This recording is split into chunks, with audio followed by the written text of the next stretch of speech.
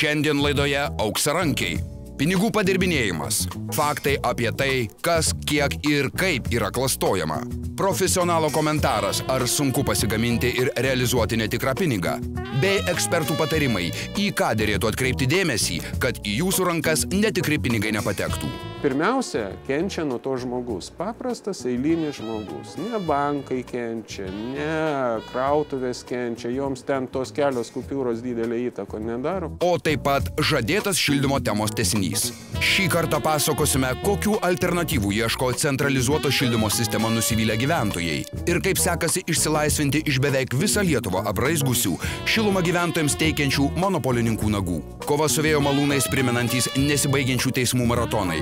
Atsijungimą nuo centralizuoto šildymo reglamentuojančios taisyklės, pokyčiai sąskaitose ir tai, kiek kainuoja tiksliai žinoti, kiek ir už ką turi sumokėti. Šildymo sezonas dar nesibaigia, tad jei turite savo receptą, kaip efektyviai sutaupyti ir galite juo pasidalinti su kitais, laukiame jūsų istorijos elektroniniu paštu btvreporteris@gmail.com. Pinigų padirbinėjimas. Problema atsiradusi kartu su pinigais. Šis amatas buvo laikomas vienu iš sunkiausių nusikaltimų, nes falsifikatoriai gali sužlugdyti šalies ūkį, todėl už jį buvo griežčiausiai baudžiama. Falsifikatoriai buvo verdami aliejuje, deginami ant laužo. 1566 ir 1588 metų Lietuvos statutuose už pinigų padirbinėjimą buvo numatyta mirties bausmė sudeginant ant laužo. TSRS įstatymai už pinigų padirbinėjimą taip pat numatė labai griežtą bausmę. Šiuo metu padirbinėtojai savo galvą nerizikuoja, tačiau gali ilgam atsisėsti už grotų. Paprastai didysis pinigų padirbinėjimas yra daromas pramoniniu būdu. Ką daro profesionalai, nors nei vienas save gerbiantis profesionalas, kuris dirba su poligrafija, to nedaro. Tai turi būti atskiri žmonės, kurie pasiaukoja iš anksto žinodami, ką ir kodėl jie daro.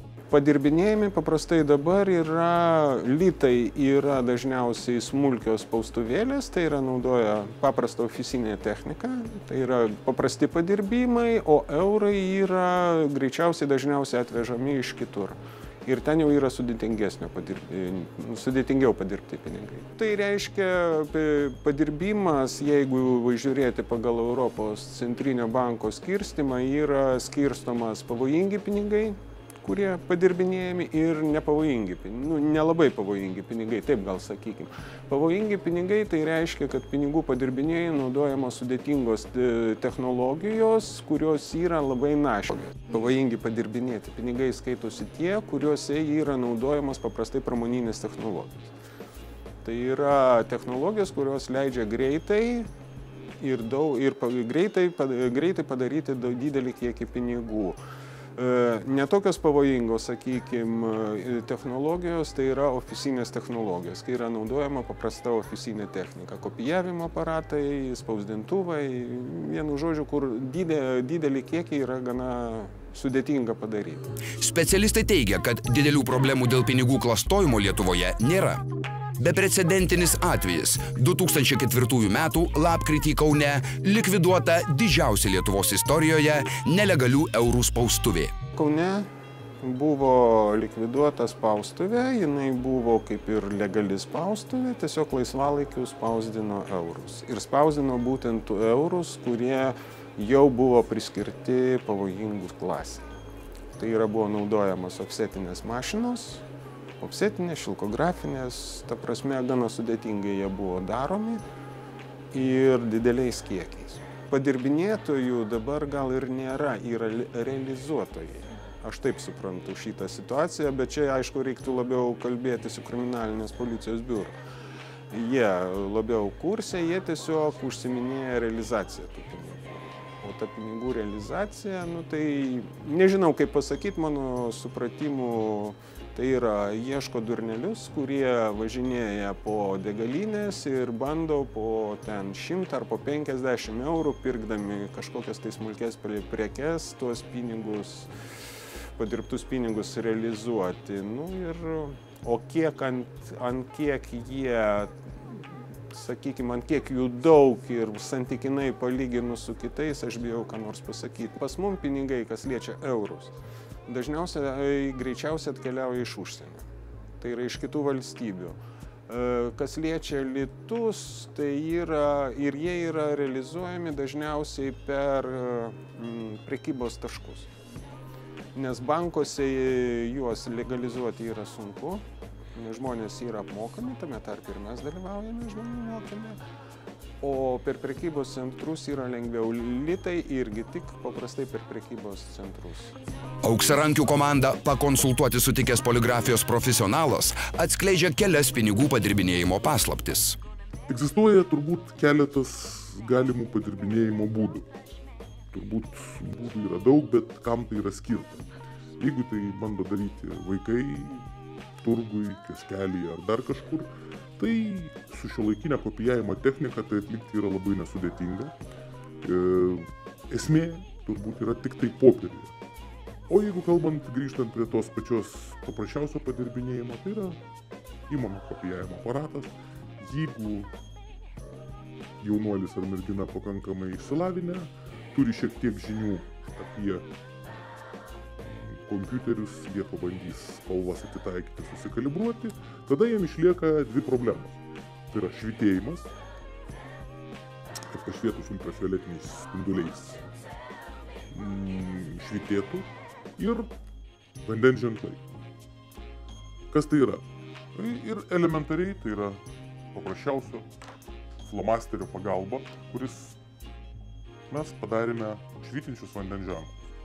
Aišku, tai profesionalas iškart supras, kaip tai yra padaryta, kokia spalva, bet nežinančiam turgaus prekeiviui tai gali praeiti ar kioske. Vėlgi, kiek tų kupiūrų bus, kaip jos bus, jeigu bus viena tarp 10 gerų, manau, kad didelė tikimybė, kad jinai bus patlaikyta už tikrą. Hologramos tai yra kitas dalykas. Tai yra, jeigu paimsime, sakykime, litus, kas tai yra, tikrai matosi labai gerai, tai yra naudojama metalinė juostelė. O šitą su skaičiais. Pati juostelė yra gaminama specialiai, bet yra būdų ją apeiti. Žmonės dirbantis poligrafijos rinkoje gali pasakyti, kad šitą juostelę galima padaryti, užnešant dažus, užnešant įspaudus, labai panašiai.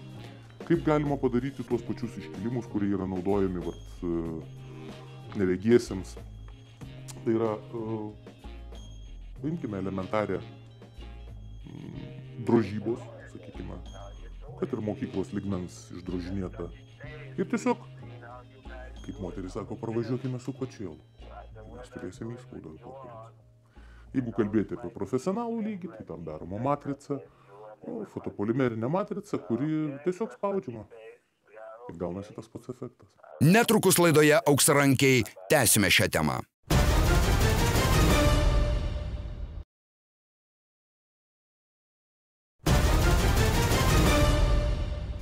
Kalbant apie priemonių padirbinėjimui įsigijimą, pasirodo, tai taip pat nėra didelė problema. Ką mes vadiname priemonėmis? Jeigu mes kalbėsime apie flomasterius, tai aš manau, kad šitoj vietoj mes jų rasime bet kurioj kanceliarinių prekių parduotuvėj. Ir auksarankis jį išardęs, gavęs tą patį rašalą, kuris naudojamas, gali žaisti su juo. Jeigu mes kalbame apie pramoninį padirbinėjimą, tai dažniausiai tai yra apsauga, tai yra reglamentuojama, tai yra saugoma. Aišku, niekas netrukdo, būnant Lietuvoje, nuvažiuoti į kaimyninę Lenkiją ar kitą šalį, kur bet kurioj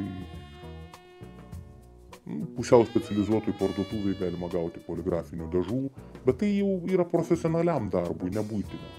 Vėlgi, apie ką mes kalbėtumėm, ar apie buitinį lygmenį, kai yra dauginimo aparatų padaroma ir pritempiama, ar mes kalbame apie pramoninį padirbinėjimą, kai yra šimtais tūkstančių. Nes turbūt pagrindinė padirbinėjimo esmė, kiek kainuoja padaryti vieną kupiūrą. Šiuolaikiniai pinigai apsaugoti daugybę apsaugos priemonių.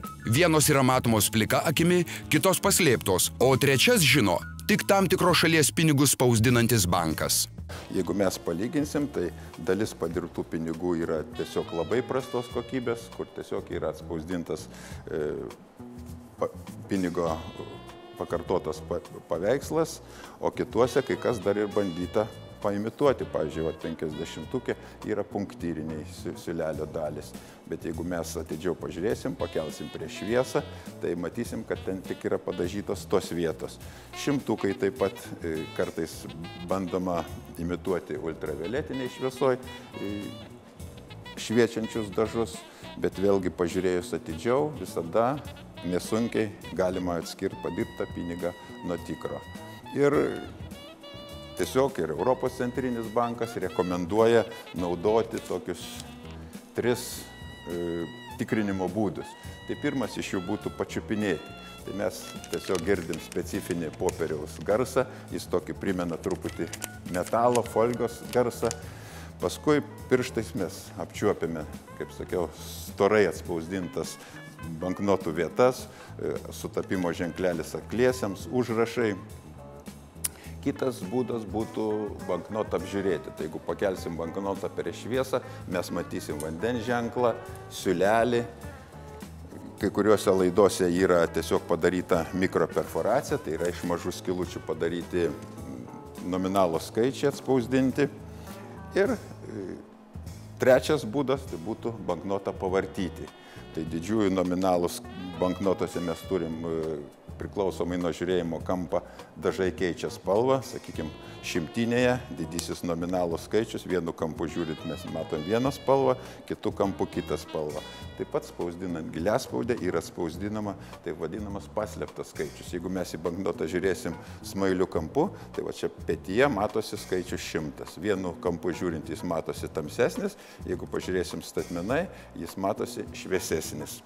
Taip pat visuose banknotose yra taip vadinamas sutapimo ženklelis. Kas tai yra? Tai yra spausdinant ofsetiniu būdu, dalis piešinio yra atspausdinama vienoj banknoto pusėje, dalis piešinio kitoj pusėje. Ir kai mes pakeliam ir žiūrim, šie abu atspausdinti piešiniai labai gerai sutampa ir duoda bendrą vaizdą. Toliau laidoje atsijungimo nuo centrinio šildymo sistemos bandančių žmonių istorijos ir metodai. Kaip tai padaryti? Šiluminininkų spaudimas primygtinai naudoti jų teikiamas paslaugas ir nesibaigiantys teismų maratonai. Paulius Markevičius, teisininkas, savo kailiu žygiavęs atsijungimo nuo centrinio šildymo kryžiaus keliais, sėkmingai pasiekė finišą. Tačiau tai anaiptol pavyksta ne visiems. Jūsų dėmesiui naudinga informacija tiesiai iš jo lūpų. Šiuo metu tokius darbus reglamentuoja statybos įstatymas. Tai numato šilumos ūkio įstatymo 29 straipsnis, labai aiškiai parašyta, kad šildymo būdas yra keičiamas pagal statybos įstatymą. Na ir šiuo metu tvarka yra ganėtinai, sakyčiau, paprasta. Kai 2010 metais pakeitė statybos įstatymą ir šios darbus, tai yra bendro naudojimo sistemų, taipogi šildymo sistemų, bet kokius rekonstrukcijas, renovacijas prilygino paprasto remonto darbams, šiem darbam nebereikėjo jokių nei leidimų, nei projektų, nei derinimų, nei sutikimų. Reiškia, nuo 10 metų spalio 1 dienos iki pernai Liepos 1 dienos, tie, kas spėjo atsijungti, jie dabar ramiai tai viską įteisina, nes jiems nereikėjo visiškai jokių leidimų. Ir net statybos inspekcija yra ne vieną kartą parašiusi oficialiai, kad nuo 10 metų spalio mėnesio iki praeitų metų Liepos nereikėjo jokių leidimų. Šiuo metu šilumininkai pradėjo kelti triukšmą, nes žmonės puolė atsijunginėti. Tada aplinkos ministerija patvirtino pataisas ir nustatė, kad reikia pasirengti vadinamąjį paprasto remonto aprašą. Tai yra toks supaprastintas techninis projektėlis. Vos ne, kad parašai, buvo centrinis šildymas, o dabar bus elektrinis, ten pridedi buto dokumentus, nueini į savivaldybę ir tau savivaldybė išduoda pritarimą. Ta projektėlį gali parengti nebūtinai architektas, užtenka, kad žmogus turėtų inžinierinį išsilavinimą. Ir kai turi projektą, tą vadinamą aprašą paprasto remonto, tai yra statybą leidžiantis dokumentas. Ir būtent su tuo statybą leidžiančiu dokumentu ir atliekami visi darbai. Tai yra demontuojama esama sistema, įrengiama nauja atskiroji vartotojo sistema, tai yra būtent skirta tik tai butui, atliekant paprasto remonto darbus. Ir kai visi darbai atliekami, žmogus užpildo deklaraciją apie statybos darbų užbaigimą. Ir kadangi tai yra paprasto remonto darbai, jeigu tik keičiama tik sistema pati. Nuneša viską, dar padaro būto kadastravimą iš naujo, tai yra atnaujina duomenis, kad jau yra necentralizuotas šildymas, o vietinis. Ir visus šios dokumentus, tai yra aprašą, kadastro bylutę ir deklaraciją apie statybos darbų užbaigimą nuneša į registrų centrą ir įregistruoja naują šildymo būdą.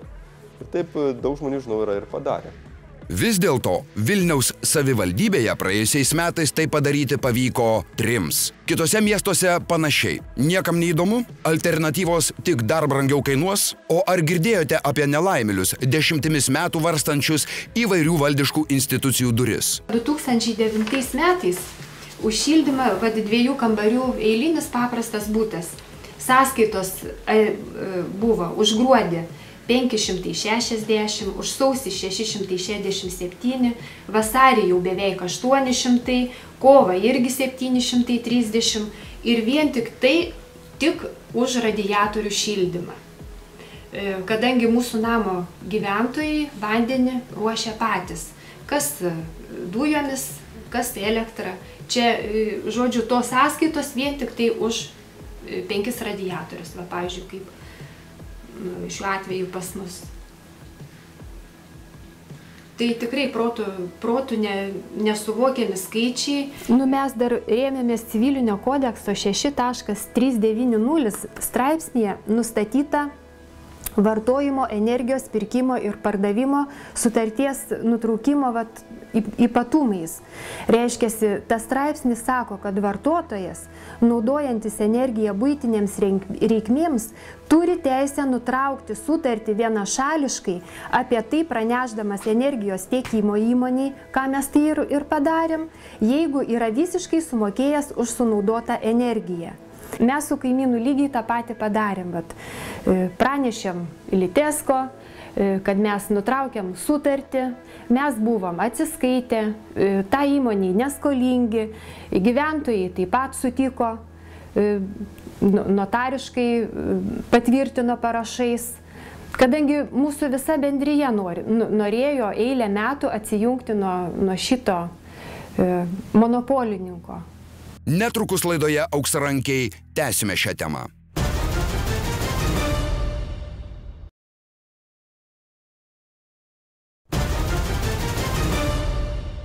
Gal jums kyla nenumaldomas noras tiesiog imti ir tuos nelemtus radiatorius nupjauti? Turite ir tokią galimybę, tačiau jei nenorite savo santaupų leisti advokatams, o laisvalaikio teismų salėse, turite tam pasiruošti iš anksto. Turiu techninį išsilavinimą.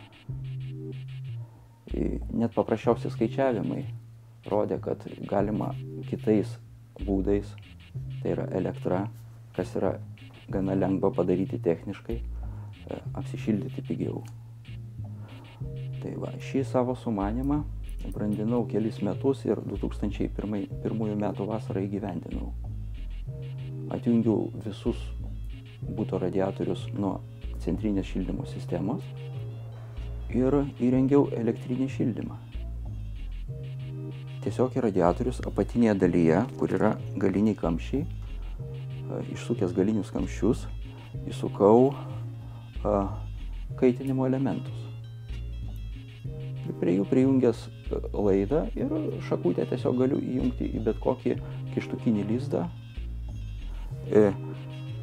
Kaitinimo elementas įkaista viduje, radiatorius yra užpiltas, pripildytas iš viršaus vandens per šią vietą. Ir tiesiog vanduo yra kaitinamas ir radiatorius šyla. Lėktuvėlis gal nufilmavot, va staliukas yra, jos nuo kelių iki keliasdešimt kartų yra sudėtingiau padaryti negu šitą darbą. Aš savo rankomis pasidariau šitą staliuką. Plasmasinį lėktuvėlio modeliuką suklijuoti, realizuoti, ar ne? Su apdažymo schema, su viskuo susirasti informaciją yra daug sudėtingiau. Taip pavyko sutaupyti. Elektrinis šildymas yra aplamai kitokio būdo šildymas nei centralizuotas. Jis įgalina sutaupyti viso sezono, žiūrint į viso sezono mokėjimus. Tai yra, kai sumuojami mokėjimai už 6-7 mėnesius per sezoną. Aš mokėdavau nedaugiau 250 litų, kai tik atsijungiau. šaltais žiemos mėnesiais. Dabar situacija šiek tiek pablogėjusi, bet vis tiek nėra bloga, nes pasikeitė tiesiog elektros energijos kilovatvalandės kaina. Šis auksarankis sutaupė labiau teoriškai. Jam iki šiol siunčiamos sąskaitos už šildymą, kurio realiai jis negauna. Kartą jau susimokėjęs jam priteista daugiau kaip 6000 litų skolą. Dabar ir vėl siunčiamos sąskaitos, už kurias susikaupusi suma tikriausiai taip pat bus išreikalauta. Bet už ką turi susimokėti, nesupranta ir mano atsijungęs teisingai. Problemos yra tos, kad Vilniaus energija, tuometiniai dar Vilniaus šilumos tinklai ir dabartinė Vilniaus energija nepripažįsta šio atjungimo. Siunčia sąskaitas, o man nesumokėjus kreipiasi į teismą ir ieškiniu reikalauja susimokėti už neva pateiktas paslaugas. Sutartyje yra nieko nepasakyta. Mane ir Vilniaus energija saistė sutartiniai santykiai. Viskas turi būti surašoma ir aptariame abiejų šalių sutartyje.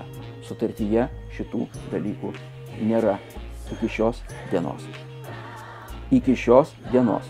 Nei atjungimo sąlygų, nei nieko. Sutartyje tas nenumatyta. Jeigu keitėsi sutarties objekto, subjekto, nesvarbu, sąlygos, jeigu tai keitėsi, tai turėjo kaip sutarties dalyviui ir silpnesniai šaliai pranešta man ir su manim tai individualiai aptarta. Nes aš esu sutarties dalyvis. Buvau bent. Jie mano, kad dar iki šiol esu. Jeigu šie dalykai neįsprendžiami, nesuprantu, kokių taisyklių turėčiau laikyti. Džiunglių. Kokių aš taisyklių privalėčiau laikytis. Aš vadovaujuosi civiliniu kodeksu ir tai, kas parašyta sutartyje. Akivaizdu, kova nelygi. Tokia situacija kai kuriems aktyviems piliečiams kelia susirūpinimą ir įtarimus. Tuo atveju reiškia, kur Lietuvos aukščiausiojo teismo nutartis, kuri priimta 2007 spalio 22 dieną, atskleidžia, kad aukščiausio teismo teisėjai rūpinosi ne vartotojų, o rūpinosi tuo, kad monopolistas gautų pajamas. Taip, kad konkrečiai šnekėti pasituosiu.